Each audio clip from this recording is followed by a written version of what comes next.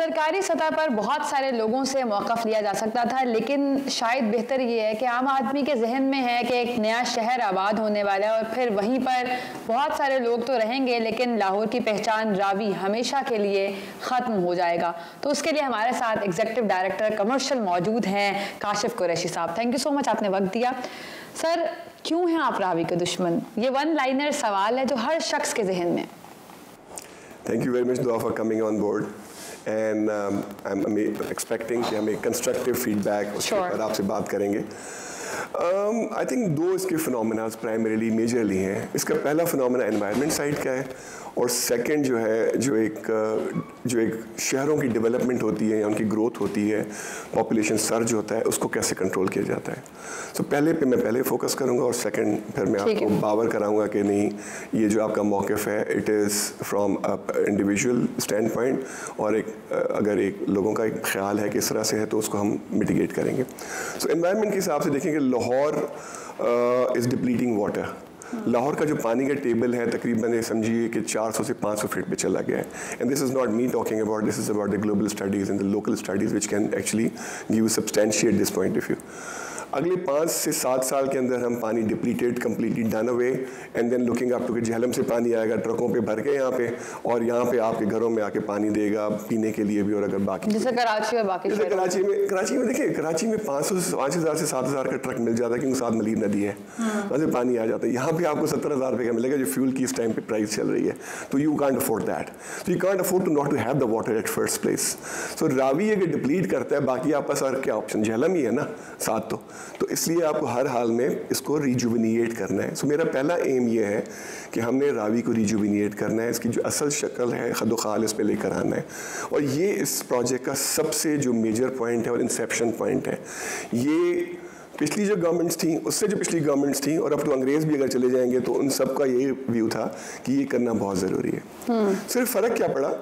फ़र्क यह आया कि मुख्तलिफ गवर्नमेंट्स का ख्याल था कि फ़ंडिंग ले लेते हैं और फंडिंग से इसको बना लेते हैं। कुछ लोगों का ख्याल था कि इस तरह कर लेते हैं, इसको सस्टेन करें फाइनेंशियली। जब हम यहाँ पर आए, अमंग्स द फाउंडिंग फादर, हमने इसको कमर्शियली इस तरह किया, जैसे मैं आप सेकंड पॉइंट पे आ रहा हूँ। पहला मैंने एनवायरनमेंट साइड आपको जनरली बता दी, then we can do on to further discussion कर सकते हैं हम इस पर। मेनली रावी को रिजुविनेट करना है। अब इसको कमर्शियली सस्टेन करने के लिए 2 ऑप्शन है। या तो हम IMF के पास जाइए या वर्ल्ड बैंक के पास जाइए या पंजाब गवर्नमेंट को बोलें या फेडरल गवर्नमेंट को बोले पैसे दे दें। आर्ग्यूबली पहली बात तो आपको मिलेंगे नहीं, चले एक लम्हे के लिए हमने माल लिया, मिलेंगे आपको तो कल आपको वापस भी तो देने हैं आपका। Already you are sitting on such a huge amount of $130 billion के कर्जे पे बैठे हुए हैं, तो आप कैसे करेंगे फंड उसको बैक? तो उसके लिए फिर ऑल्टरनेटिव हमारे पास ये था कि इसको अर्बन प्लान करें। अब टोटल जो रूडा है 1,40,000 एकड़ है। इसमें हम ये नहीं कह रहे कि हम पूरी ज़मीनें खा जाएंगे, जो दुश्मन है हम रूडा के। उसमें टोटल 30% का एरिया है जो कि हमने अर्बन प्लान करना है। और इसके अलावा जो 32% और एरिया जिसको हम इनफिल जोन कहते हैं, ये वो कॉलोनीज़ हैं या सोसाइटीज़ हैं या ज़मीनें हैं या सेटलमेंट्स हैं जो कि TMS के ज़माने में या LDS के ज़माने में या पुरानी जो एक लेगेसी थी उसके ज़माने में लोगों ने अप्रूव की हुई थी। बट क्या हुआ कि उनके अप्रूवल तो हुए पर उनके जो कमेंसरेटिंग जो अर्बन प्लानिंग मॉडल थे या उनके जो इंफ्रास्ट्रक्चरल सपोर्ट थी वो थी नहीं। कॉलोनीज़ बन भी गई, नहीं भी बनी, लीगल थी, इलीगल थी, दैट्स इररेलेवेंट क्वेश्चन। बट क्या हुआ कि उसकी वजह से पूरा कंप्लीट एक मैस बन गया। और लाहौर को जो आपके जो एडजेसेंट टाउन्स हैं जहाँ से लोग आते हैं, यहाँ पे लिविंग स्टैंडर्ड्स हैं, यहाँ पे क्लास ऑफ लाइफ है, आपकी एजुकेशन है, तमाम लोग आएंगे। इस टाइम पे स्टडीज़ ये कहती हैं कि 3% का सर्ज है from all the adjoining towns to Lahore. 12 million की पॉपुलेशन पे आप ऑलरेडी बैठे हुए हैं। 3% का लगा लें, अगले 5 साल 10 साल में कहाँ पहुँचे होंगे आप? क्या आपके पास वो इंफ्रास्ट्रक्चर है, वो सपोर्ट है, वो मॉडल है कि जो आप इसको तमाम को मैनेज कर सकें? तो that leads me to the place के दुनिया भर में जहाँ पे शहर एक सर्टन एज पे पहुँच जाते हैं वहाँ पे एडजेसेंट टाउन बनाए जाते हैं। सर 2020 में जब ये प्रोजेक्ट शुरू हुआ था तो तब तो यही ख्याल था कि जो रावी के किनारे लोग रहते हैं उनकी ज़िंदगियाँ बेहतर होंगी, वहाँ पर उनके लिए लाइफ ऑफ स्टैंडर्ड बेहतर किया जाएगा। लेकिन अब चीज़ें देखकर ऐसा मालूम होता है कि शायद वैसे ही कॉलोनीज़ और सोसाइटीज़ वहाँ पर बन जाएंगी जिससे सरमायादार तो तगड़ा हो जाएगा।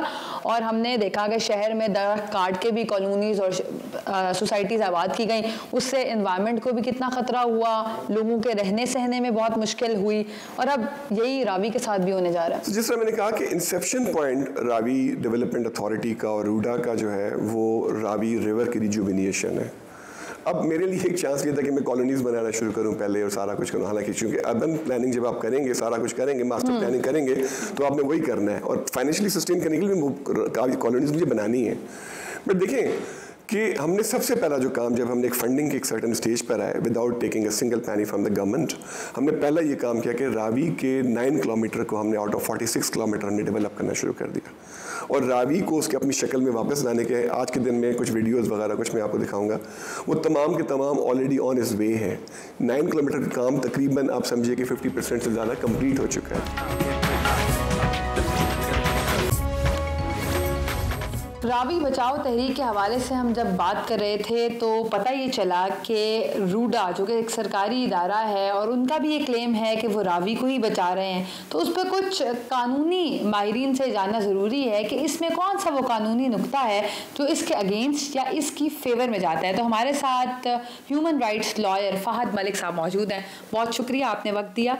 सर, रूडा का जो प्रोजेक्ट है वो रावी की बहाली भी है और आसपास की आबादी की खुशहाली भी है, तो आप क्या समझते हैं? माजी में 2021-22 में केसेस भी फाइल हुए जिसमें ये समझ आता है उनके फैसले पढ़कर के रूडा ने अपने जितने भी ख्यालात से उससे तजावुज़ किया, तो अभी लेटेस्ट एंड ग्रेटेस्ट क्या है? देखिए, मैं 2 चीज़ें पहले आपको क्लैरिफाई करना चाहूँगा। पहली बात ये कि रूडा का क्लेम है कि हम रावी की बहाली कर रहे हैं। एक दरिया की बहाली क्या होती है? एक दरिया की बहाली होती है कि जो उसका हिस्टोरिकल सिग्निफिकेंस थी, जो माजी में उसका रुतबा रहा, वो बहाल करते हैं। रूडा तो ये करना ही नहीं चाह रहा। रूडा कहता है कि मैंने रावी को चैनलाइज करना है। चैनलाइज डेफिनेशनली एक ऐसा प्रोसेस होता है जिसके तहत आप जो ओरिजिनल चैनल है दरिया का उसको बदल देते हैं। आप उसको कंक्रीट के अंदर बंद करके दरिया को अपनी मर्जी के चैनल पे चलाना चाहते हैं। तो ये उनका कहना कि हम रावी को बहाल कर रहे हैं, ये तो उनके स्टेटेड ऑब्जेक्टिव जो उनका मेन प्रोजेक्ट है उसके ही अगेंस्ट है। दूसरा ये कि हम इर्द गिर्द की आबादी के लिए कर रहे हैं। इर्द गिर्द की आबादी कौन लोग हैं? जो वहाँ पे रहते हैं, उनके अगेंस्ट तो रूडा ने 2021 में लैंड एक्विजिशन एक्ट के तहत, जो कि एक अंग्रेज़ के ज़माने का कानून है, जिस कानून को इस्तेमाल करके ज़मीन लोगों से ले ली जाती है, उस कानून के तहत सारे का सारा रकबा जिसमें रूडा ने अपना प्रोजेक्ट करना है एक्वायर कर रही है और वहाँ के जितने आल मकीन हैं उनको निकाल रही है एज अ कॉन्सिक्वेंस। सो इर्द गिर्द के लोगों के लिए भी वो प्रोजेक्ट ना रहा, क्योंकि उन लोगों को तो आपने निकाल दिया, उनसे तो आपने ज़बरदस्ती उनकी ज़मीन छीनी, कहा आप तो यहाँ से चले जाएं, नए लोग हम यहाँ पे लेकर आएंगे जो यहाँ पे डेवलपमेंट वर्क करेंगे और फिर कमर्शियली जिस तरह मुख्तलिफ हाउसिंग सोसाइटीज़ हैं शहर के अंदर ऑलरेडी, यहाँ पे भी नई हाउसिंग सोसाइटीज़ होंगी जहाँ पे नए लोग आके ख़रीदारी करके रहेंगे। तो ये दोनों बातें जो रूडा कहता है कि मैं रावी की बहाली कर रहा हूँ, ना वो हो रहा है, ना इर्द गिर्द की आबादी के लिए कोई प्रोटेक्शन की जा रही है। इसी बुनियाद पे 2021 में रूडा के लैंड एक्विजिशन प्रोसेस को चैलेंज किया गया था। उसमें मेरे क्लाइंट्स कुछ रेजिडेंट्स थे वहाँ के, जिनका वहाँ पे ज़रई रकबा था, वो रहते भी वहीं पे थे और उनकी ज़मीन एक्वायर की जा रही थी। एतराज़ 3-4 मुख्तलिफ किस्म के उठाए गए। सबसे पहला एतराज़ ये उठाया गया कि चलें रूडा ये करना चाह रही है तो रूडा का कोई मास्टर प्लान होगा कि जी ये हमारा मास्टर प्लान है, इस मास्टर प्लान के तहत करना चाह रहे हैं। रूडा का कोई मास्टर प्लान हमें रिकॉर्ड पे नज़र ना आया। 2012 में एक स्टडी की गई थी जिसमें कहा गया था हम एक न्यू रावी सिटी बनाना चाहते हैं। उस स्टडी को ही आज की 2021 की रूडा तब कह रही थी कि ये मेरा मास्टर प्लान है। 2012 से 2021 तक शहर का पूरा नक्शा बदल गया हुआ है। 2012 की स्टडी आपका आज का मास्टर प्लान तो नहीं हो सकती। दूसरा ये कि जब भी आप ज़मीन एक्वायर करते हैं किसी प्रोजेक्ट के लिए, आपको देखना ज़रूरी है क्या ये प्रोजेक्ट अवामी मफाद का है कि नहीं, ये पब्लिक पर्पस है या नहीं। रूडा ने जो इन्वायरमेंटल इम्पैक्ट असेसमेंट कराई इस प्रोजेक्ट की, उसने कहा कि ये प्रोजेक्ट माहौलियाती नज़रिए से डेवस्टेटिंग होगा इस पर्टिकुलर एरिया के लिए। तो एक ऐसा प्रोजेक्ट जो माहौल को तबाह करे वो अवामी मफाद में तो नहीं हो सकता। लेकिन अभी जब हमने मौक़िफ़ लिया रूडा के एग्जीक्यूटिव डायरेक्टर कमर्शियल का, मैंने CEO से भी ये बेहतर समझा कि इनसे लें, ताकि क्योंकि ये कमर्शियल मार्केटिंग और उस पर ऑब्वियसली एक्सपर्टीज रखते हैं।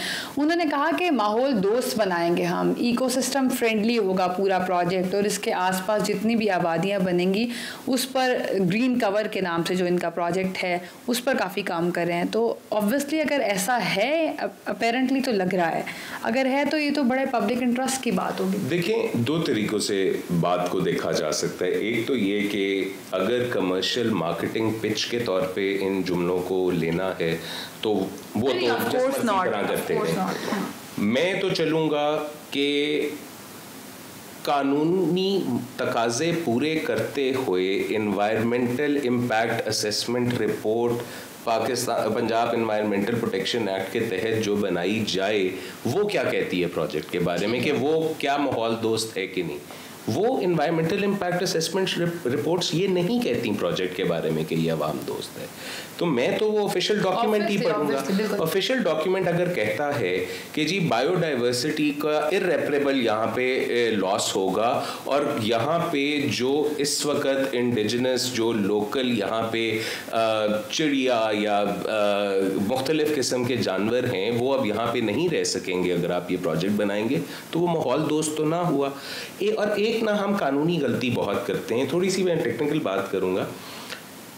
इन्वायरमेंट का लफ्ज़ कानून में डिफाइंड है, बताया गया है कि माहौल के इन्वायरमेंट क्या है। इन्वायरमेंट सिर्फ सड़क, ज़मीन या पानी नहीं है, उसकी डेफिनेशन में आता है all social and economic conditions impacting human life. यानी कि जब आपने एक एरिया के माहौल को देखना है तो वहाँ के मकीनों को भी देखना है। अगर आप मकीनों को उस पूरे कहानी से ही बाहर कर रहे हैं तो क्या वो एनवायरनमेंट का हिस्सा नहीं थे? क्या अब आप एक प्रोजेक्ट को जो वहाँ की इकोनॉमिक और सोशल कंडीशन कंप्लीटली इरेडिकेट कर रहा है उसको कभी भी माहौल दोस्त कह सकते हैं? हाँ, शायद कल अजनबी उस इलाकों में आ जाएं, उनके लिए बहुत कोई खूबसूरत, देखें हम मसला ये है कि हम एनवायरनमेंट को इस तरह देखते हैं यार 4 दरख्त लगे हुए हैं कि नहीं। माहौल ये नहीं होता, माहौल वो जिंदगी है जो वहाँ पे बसती है।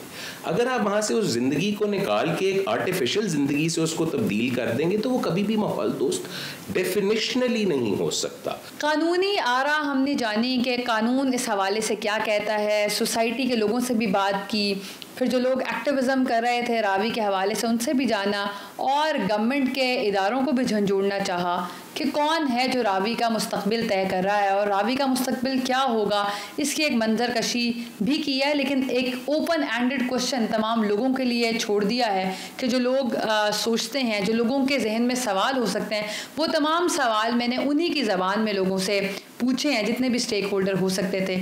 आई रियली अपोलोजाइज़, मैं हमेशा जेंडर इक्वालिटी और जेंडर बैलेंस की बात करते हुए ख़वातीन से बात भी करती हूँ, लेकिन अफसोस के साथ इस पूरे प्रोसेस में मुझे वो ख़वातीन नहीं मिली जो कि डिसीजन मेकिंग प्रोसेस में हो। हाँ, तर्जुमान पंजाब हुकूमत हैं, लेकिन शी वॉज़ एक्सट्रीमली बिजी कि वो अपना पॉइंट ऑफ व्यू रिकॉर्ड नहीं करवा सकती थी।